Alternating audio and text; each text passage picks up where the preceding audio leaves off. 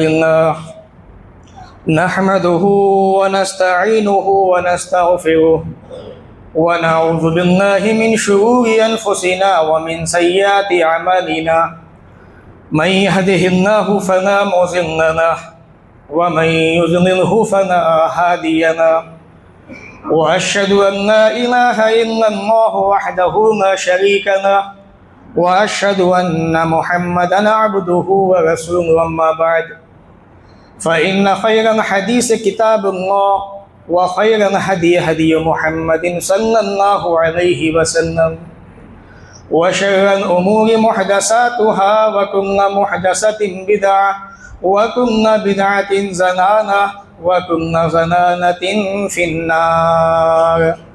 فأعوذ بالله السميع العليم من الشيطان الرجيم من همزه ونفخه ونفسه.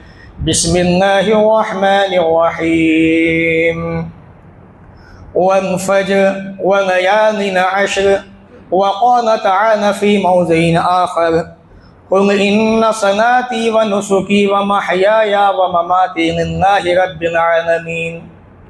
رب اشرح لي صدري ويسر لي أمري واحلل عقدة من لساني يفقهوا قولي. رب زدني علما آمین. اللہم رب زدنی علما آمین. تمام قسموں کی تعریف اس رب عظیم کے لیے لائق و زیبا ہے جس نے اپنے دونوں ہاتھوں سے حضرت آدم علیہ السلام کو بنایا، پیدا کیا.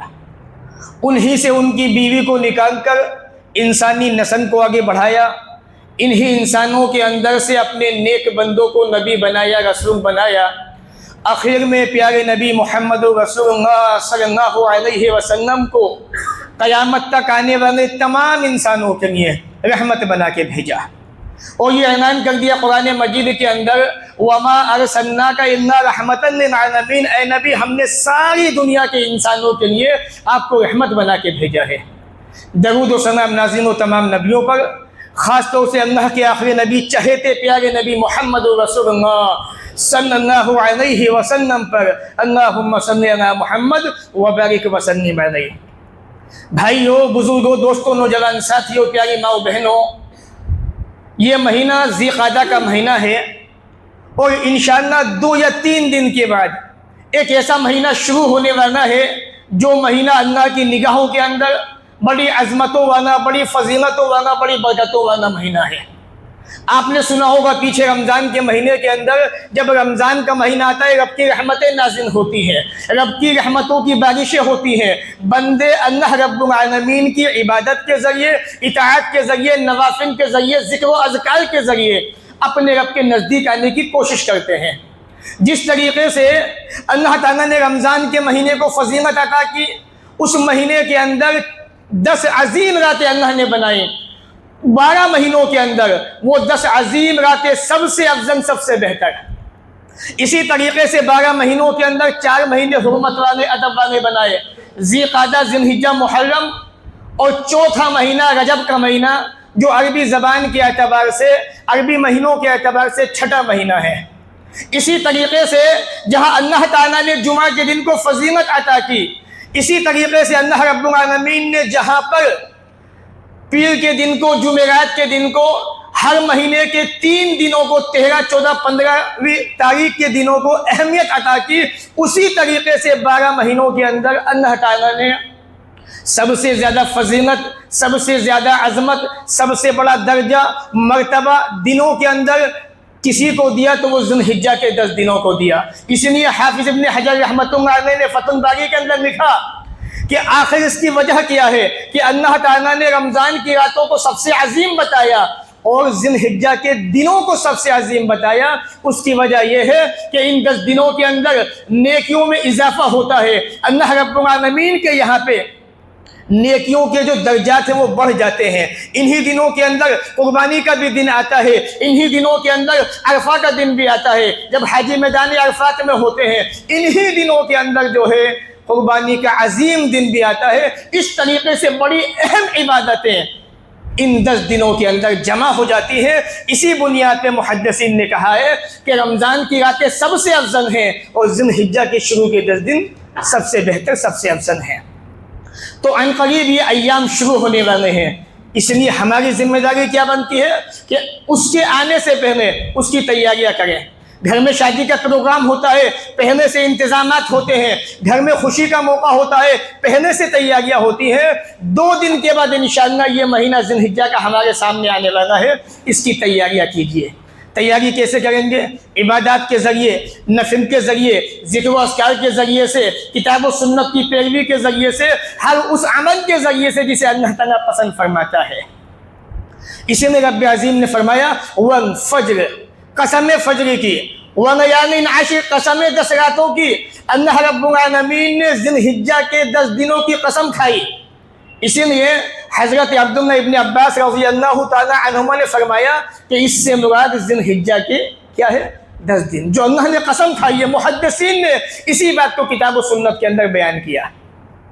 ایک جگہ اللہ نے فرمایا وَاذْكُرُوا اللَّهَ فِي أَيَّامٍ مَّعْلُومَاتٍ، اے اللہ کے بندو، اللہ تعالیٰ کو گنتی کے چند دنوں کے اندر یاد کیا کرو، یاد کرتے رہو، اللہ کی تسبیح بیان کرو، اللہ کی پاکی بیان کرو، اللہ کا نام لیا کرو۔ ایام 10 یعنی ذی الحجہ کے شروع کے 10 دنوں کے اندر۔ تو معلوم یہ ہوا ان دونوں آیت کریمہ سے کہ اللہ رب العالمین کی نگاہوں کے اندر ذی الحجہ کے شروع کے 10 دن سب سے زیادہ فضیلت والے، سب سے زیادہ عظمت والے ہیں، اور اللہ تعالیٰ کو تمام دنوں کے اندر یہ دن زیادہ پسندیدہ ہے۔ اور جو دن رب کو پسندیدہ ہو وہ ہمیں بھی پسندیدہ ہونے چاہیے۔ تو اس لیے ہماری ذمہ داری کیا بنتی ہے؟ ان دنوں کے اندر اللہ کی عبادت کریں، اللہ کے نزدیک آئیں، ایسے اعمال انجام دیں جو رب کی نگاہ میں پسندیدہ ہو۔ اسی لیے پیارے نبی علیہ الصلوۃ والسلام نے فرمایا کہ اللہ تعالیٰ کو سب سے زیادہ نیک عمل انہی 10 دنوں کے اندر پسندیدہ ہے۔ آپ روزانہ نماز کی پابندی کیجیے، اللہ بڑا خوش ہوتا ہے۔ نیک اعمال کیجیے، بڑا خوش ہوتا ہے۔ ذکر و اذکار کیجیے، صدقہ خیرات کیجیے، عبادات کے کام کیجیے، اللہ بڑا راضی ہوتا ہے۔ لیکن جب بندہ ان 10 دنوں کے اندر اپنے رب کو راضی کرنے کی کوشش کرتا ہے تو بندے کی نیکیوں میں اضافہ ہوتا ہے۔ اب تک رزلٹ جو مان لیجیے 10% آ رہا تھا، 20% آ رہا تھا، 100% آ رہا تھا، اب اس سے کئی گنا بڑھ کے آئے گا۔ اللہ تعالیٰ ان دنوں کے اندر نیکیوں کے درجات کو کئی گنا بڑھا دیتا ہے۔ اس لیے اللہ کے پیارے نبی جناب محمد رسول اللہ صلی اللہ علیہ وسلم نے فرمایا ما من ایام العمل الصالح فیہن احب الی اللہ من هذه الايام العشر، اللہ تعالیٰ کو اتنا زیادہ پسندیدہ عمل کسی دن میں نہیں ہے جتنا ذی الحجہ کے شروع کے 10 دنوں میں ہے۔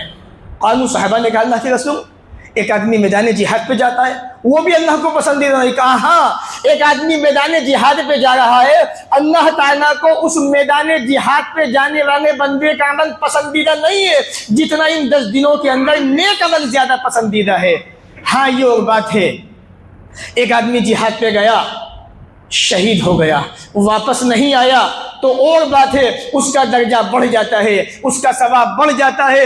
لیکن اگر وہ شہید نہیں ہوا، واپس آ گیا اپنے جان کے ساتھ میں، مال کے ساتھ میں، تو پھر اس کا بھی ثواب اتنا نہیں ہے جتنا کہ ذی الحجہ کے 10 دنوں کے اندر اللہ تعالیٰ کو زیادہ پسندیدہ ہے۔ آپ اندازہ کر سکتے ہیں میرے پیارے ساتھیوں، بزرگوں، نوجوان بھائیوں، اندازہ کیجئے کہ ان 10 دنوں کے اندر اللہ تعالیٰ کو اعمال کتنے زیادہ پسندیدہ ہیں۔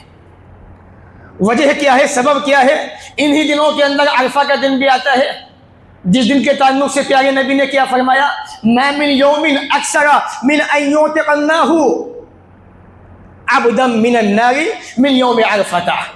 اللہ تعالیٰ جتنا اپنے بندوں کو عرفہ کے دن جہنم سے آزاد کرتا ہے، جہنم سے آزادی دیتا ہے، اتنا کسی دن نہیں کرتا۔ یہ عرفہ کا دن بھی انہی 10 دنوں کے اندر آتا ہے۔ تو اللہ تعالیٰ کو اسی لیے ان دنوں کے اندر اعمال جو ہے نیکیاں زیادہ پسندیدہ ہیں۔ زیادہ اعمال کیجئے، نمازوں کی پابندی کیجئے، کثرت سے نوافل کا اہتمام کیجئے، صدقہ خیرات کیجئے، اور اپنی پیشانی کو زیادہ سے زیادہ اپنے رب کی بارگاہ میں جھکانے کی کوشش کیجئے۔ آپ جانتے ہیں حالات کیا ہیں دنیا کے؟ وقت حالات بڑے نازک ہیں۔ آپ حالات کو ہم سے زیادہ اچھی طرح سمجھتے ہیں۔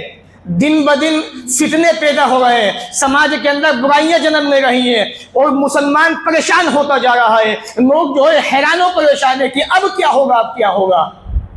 دنیا پہ جن کی نگاہیں وہ جانتے ہیں یہ تمام مصیبتیں، یہ پریشانیاں یوں چھٹ جائیں گی میرے بھائیوں۔ رسول اکرم صلی اللہ علیہ وسلم کو شعبہ ابی طالب میں قید کر دیا گیا، کھانا پینا بند کر دیا گیا، اپنے دشمن بن گئے، اپنے مارنے پہ آمادہ ہو گئے، آپ کو مارنے کی ناپاک سازشیں کی۔ لیکن چند دنوں کے بعد کیا ہوا؟ اچھے دن آئے۔ کیوں؟ رب العالمین پہ ایمان تھا، وہ ایمان باقی رہا، ایک اللہ کے ماننے والے تھے۔ یہ پیشانی رب کے سامنے جھکی، مصیبت کا وقت آیا، یہ ہاتھ اللہ کی بارگاہ میں اٹھ گئے۔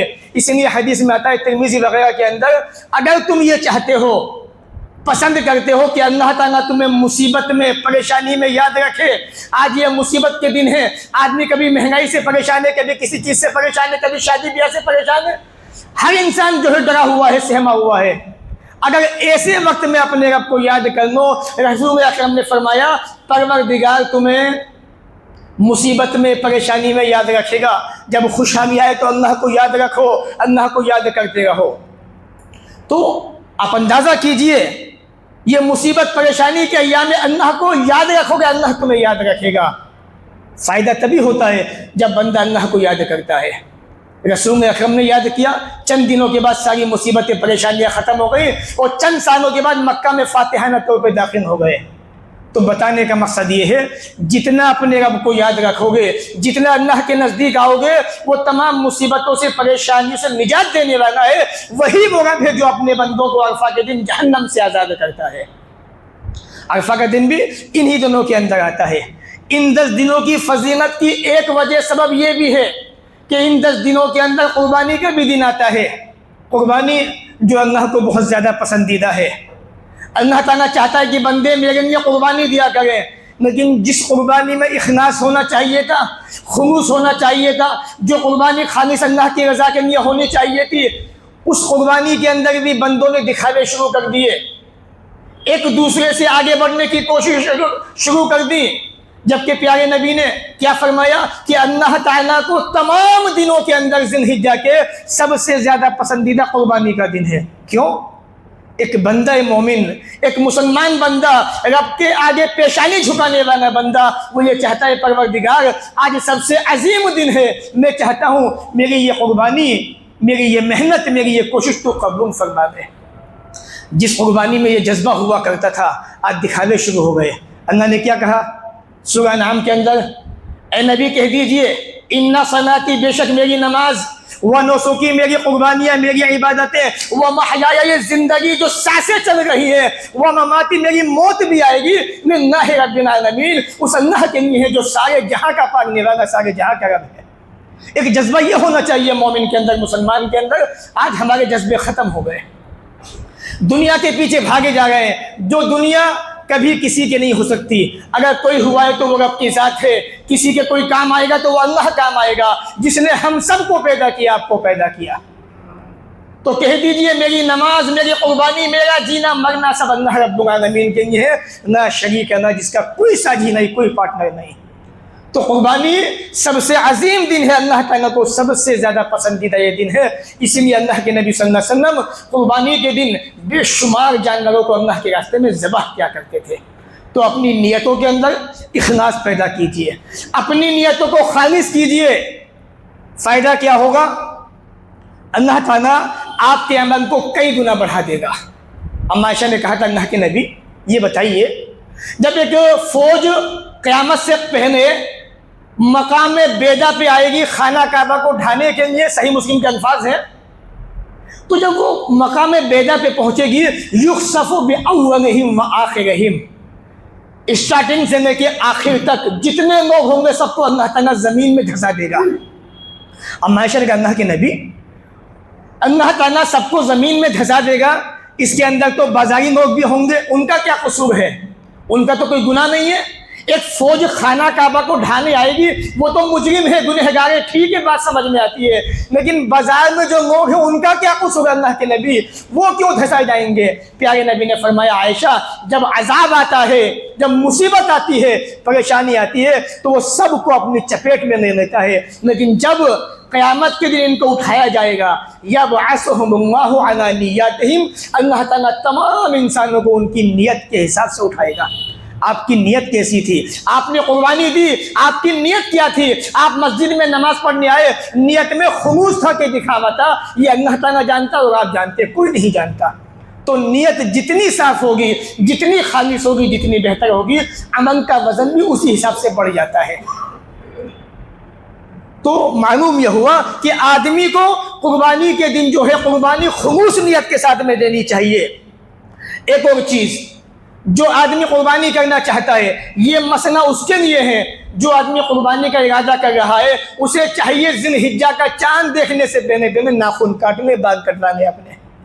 لوگ سوال کرتے ہیں بعد میں کہ مولوی صاحب، والد صاحب قربانی کر رہے ہیں، کیا ہم بال کاٹ سکتے ہیں؟ صرف جو آدمی قربانی کرنا چاہتا ہے، رسول اکرم کا یہ حکم اس کے لیے ہے۔ پیارے نبی نے فرمایا، صحیح مسلم کے الفاظ ہے، من رأى ہلال ذی الحجہ، جس نے ذی الحجہ کا چاند دیکھ لیا، واراد ان یضحی، اور وہ آدمی قربانی کرنا چاہتا ہے، جانور ذبح کرنا چاہتا ہے، فلا یاخذن من شعرہ ولا اظفارہ، نہ تو وہ اپنے ناخن کاٹے نہ اپنا بال کاٹے۔ کب کاٹے گا؟ عید الاضحیٰ کی نماز پڑھنے کے بعد، قربانی کرنے کے بعد، تب کاٹے گا اپنے بال ناخن۔ تو یاد رکھیے، جو لوگ قربانی کرنا چاہتے ہیں وہ اپنے بالوں کو، ناخن کو ہرگز نہ کاٹیں۔ اگر وہ کاٹ لیں گے تو گنہگار ہوں گے، مجرم ہوں گے، نافرمان ہوں گے، رسول اکرم کی حدیث کی مخالفت کرنے والے ہوں گے۔ یہی وہ ایام ہے، یہی وہ دن ہے جس کے اندر حج جیسی عظیم عبادت کو انجام دیا جاتا ہے۔ اور حج ایک ایسی عبادت ہے شریعت کے اندر جس نے سچی نیت کے ساتھ میں، حلال کے پیسوں کے ساتھ میں، محنت کے رقم کے ساتھ میں کر لیا۔ وہ ایسے ہے جیسے ابھی اس کی ماں نے اس کو جنم دیا ہو، ابھی پیدا کیا ہو ماں نے۔ جتنے گناہ تھے سب معاف، جتنے گناہ تھے سب ختم، اللہ نے معاف کر دیے۔ اس لیے پیارے نبی نے فرمایا، تابعوا بین الحج والعمرۃ، لوگو اللہ نے تمہیں پیسے سے نوازا ہے تو حج عمرے کرتے رہا کرو۔ فإنہما ينفیان الذنوب والفقر، یہ حج، یہ عمرہ تمہارے گناہوں کو مٹا دیتا ہے، غریبی کو مٹا دیتا ہے۔ اللہ نے دیا ہے، نوازا ہے، تو حج بھی کیجئے، عمرے بھی کیجئے۔ فائدہ کیا ہوگا؟ آپ کو اللہ تعالیٰ گناہوں سے پاک کر دے گا، آپ کی غریبی کو، فقیری کو مٹا دے گا، ختم فرما دے گا۔ اور یہ ایسی چیز ہے، فإنہ، یہ حج جو ہے، یہ عمرہ جو ہے، جس طریقے سے بھٹی ہوتی ہے، وہ لوہے کے زنگ کو، سونے کے زنگ کو، چاندی کے زنگ کو ختم کر دیتی ہے، مٹا دیتی ہے، اسی طرح سے یہ گناہوں سے انسان کو مٹا دیتا ہے، پاک کر دیتا ہے۔ اور حج مبرور، اس کا بدلہ جنت ہے، جنت کے سوا کچھ بھی نہیں ہے۔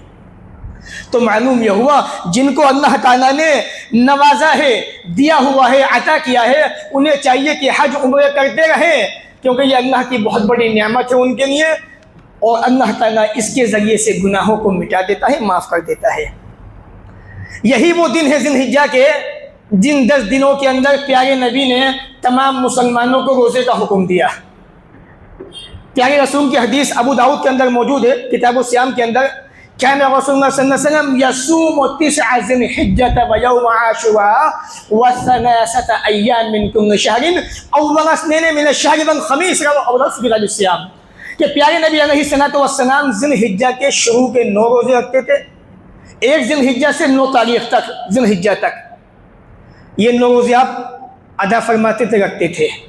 یوم عاشوراء، محرم کا مہینہ ذی الحجہ کے بعد جو آئے گا، عربی زبان کا پہلا مہینہ، عاشوراء کا روزہ اللہ کے نبی رکھا کرتے تھے، فرماتے تھے آپ کو پسندیدہ تھا۔ اس کے بعد ہر مہینے کے 3 روزے رسول اکرم ادا فرماتے تھے، رکھا کرتے تھے۔ اسی طریقے سے منڈے، پیر کا دن، جمعرات کا دن بھی روزہ رکھا کرتے تھے۔ تو معلوم یہ ہوا، ذی الحجہ کے شروع کے 10 دنوں کے اندر 1 تاریخ سے لے کے 9 تاریخ تک آدمی کے اندر جتنی طاقت ہے اتنا روزوں کا اہتمام کرے۔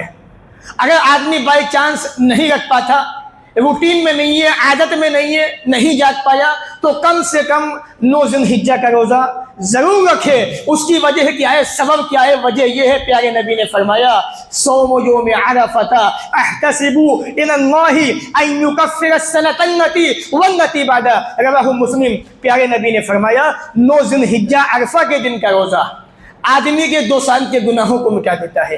ایک گزشتہ سال کے، مان لیجئے 2026 ہمارے سامنے موجود ہے، 2026 کے اللہ تعالیٰ آپ کے گناہوں کو معاف فرما دے گا، آدھے پچھلے 25 کے آدھے، اور اسی طرح سے آنے والا جو پورا سال ہے آپ کا ایڈوانس میں اللہ تعالیٰ اس روزے کی برکت سے آپ کے 1 سال کے گناہوں کو مٹا دے گا، معاف کر دے گا۔ تو معلوم یہ ہوا کہ عرفہ کے دن کا روزہ 2 سال کے گناہوں کا کفارہ بن جاتا ہے۔ تو ہماری ذمہ داری یہ ہے کہ عرفہ کے دن کا 9 ذی الحجہ کا روزہ ضرور رکھے، اس میں کوتاہی نہ کرے، سستی نہ کرے، کیونکہ کبھی کبھی یہ سنہری موقع آتے ہیں، اچھے دن آتے ہیں، نیکیوں کا موسم بہار آتا ہے، آ کے چلا جاتا ہے۔ جن بھائیوں نے ان کی قدر کر لی، ان کا اہتمام کر لیا، اللہ کو راضی کرنے کی کوششیں کی، رب کے سامنے جھک گئے، اللہ کا یاد کیا، ذکر و اذکار کیا، نوافل کے ذریعے، صدقہ خیرات کے ذریعے سے، دعاؤں کے ذریعے سے، یقین جانیے، یقین مانیے، وہ انسان کامیاب ہو گیا۔ اسی لیے پیارے نبی نے فرمایا قد افلح المؤمنون، مومن کامیاب ہو گئے، اور ان کی کامیابی کی وجہ یہی ہے کہ وہ اللہ کی رسول اکرم صلی اللہ علیہ وسلم کی باتوں کو مانتے ہیں، ان پر عمل کرتے ہیں، کوئی بھی موقع نیکیوں کا اپنے ہاتھ سے جانے نہیں دیتے۔ یہی وہ دن ہیں جن کے اندر کثرت سے تکبیرات کا اہتمام کرنا چاہیے۔ تکبیرات کی 2 قسمیں ہیں، تکبیر مطلق اور تکبیر مقید۔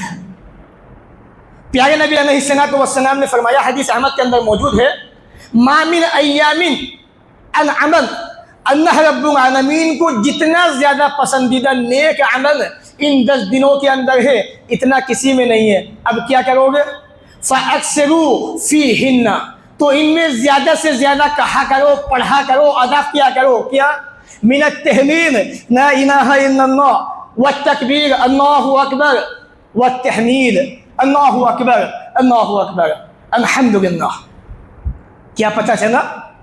یہ تکبیر مطلق ہے، عام تکبیر ہے یہ، یعنی ذی الحجہ کا چاند دیکھتے ہی 13 تاریخ تک آپ کو ان کو ادا کرنا پڑنا ہے۔ صحیح بخاری کتاب المدین پڑھیں گے تو آپ کو معلوم ہوگا، حضرت ابو ہریرہ اور حضرت عبداللہ ابن عمر کان یخرجان الی السوق فیکبرہما، دونوں تکبیر کہتے تھے، ویکبر الناس بتکبیرہما، ان کی تکبیریں سن کے لوگ بھی ان کے ساتھ میں تکبیر کہتے تھے، اللہ اکبر، اللہ اکبر، لا الہ الا اللہ، واللہ اکبر، اللہ اکبر، وللہ الحمد۔ تو ذی الحجہ کا چاند دیکھنے کے فوراً بعد تکبیرات کا اہتمام کرنا ہے۔